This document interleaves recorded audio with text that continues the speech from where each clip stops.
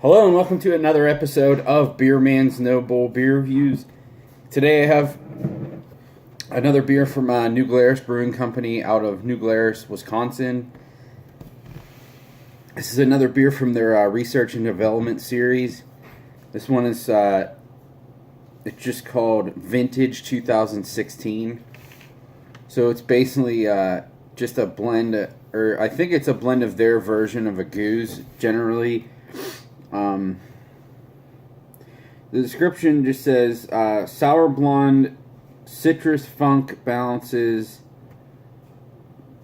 by aged hops and notes of oak picked up during the long aged fermentation. So yeah, it's just basically a wild ale, and it is 5%. It's called Vintage 2016, and under the brew date it says 214 and 415. So I'm guessing it's a blend of two different beers, and then it was bottled on in April of 2016. So now it's like 2.5 years old since it was bottled. 40 barrel batch, 24 IBUs and 5% alcohol. So I like how they have all the stats on the label too. Really excited for this because all of the beers I've had for every R&D beer I've had has been good, but especially these vintage bottles.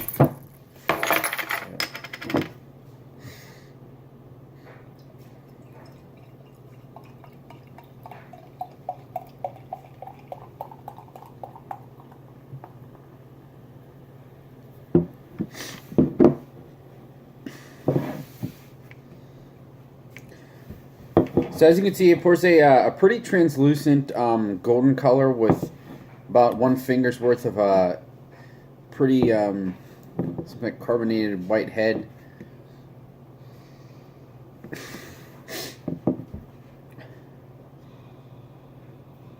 Oh man, I love the smell of their wild stuff. It has, to me, their wild stuff for the most part has more depth than any other American wild ale producer. Sans maybe a couple things I've had from Hill Farmstead and maybe Funk Factory. Like I think their stuff has more funk to it than like Fauna Flora and Side Project too.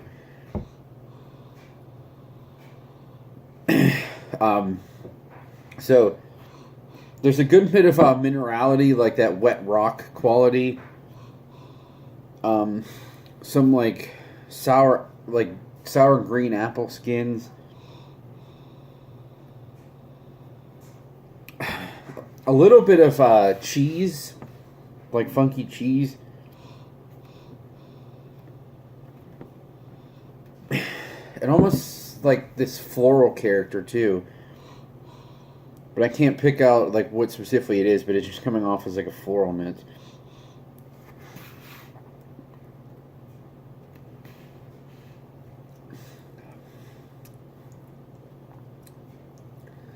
Man, that's good.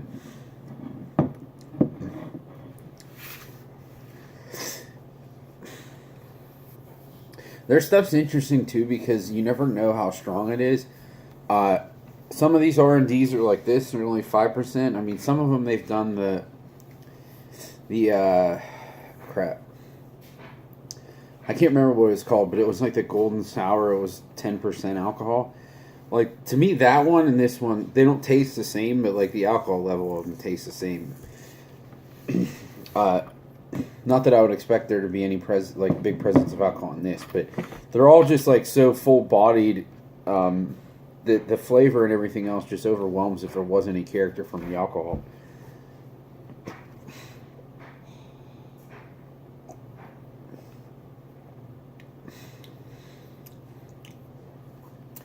This really has that like wet basement, like cobweb funk to it that I love about their beers.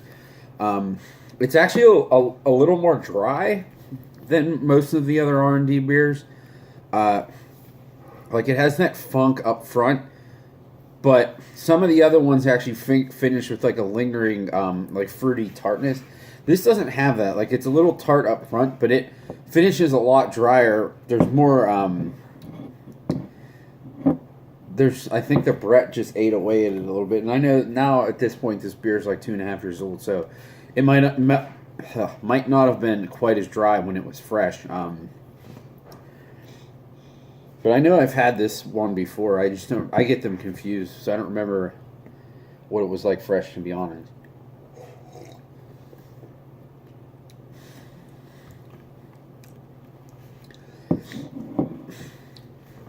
Their stuff is just so earthy, and I don't know. I just can't.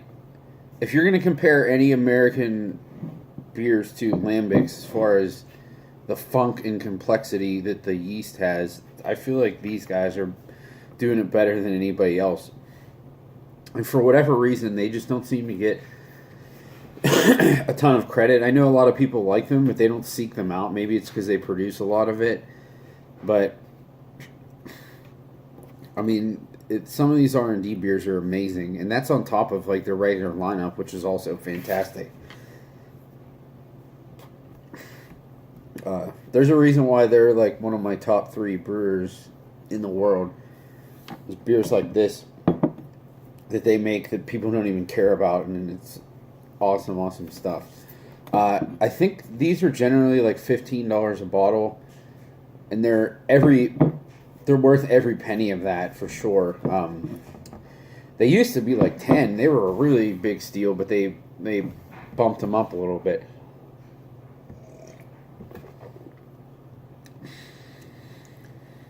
Yeah, and it really has some deep, like, wet. This really has like that real horse blanket character. But I love it, and it's really dry at the same time. It's so good. So this is definitely a buy for me. Anything that New Glarus does, I always tell anyone to seek them out, but especially these R&D bottles. And they're not even that hard to get. People in Wisconsin buy them up, but they don't trade for that crazy. So, and I'm actually going to be getting some bottles of the R&D Creek that they did recently, which I've heard really good things about. So, I can't wait for that. But I'm glad I cracked this open because I haven't had one of their R&D beers in a while, and just always brings me back to how good their stuff is. So. That's all I got in this one. Please like, comment, subscribe. Let me know what you think, and I look forward to doing the next one. Thanks.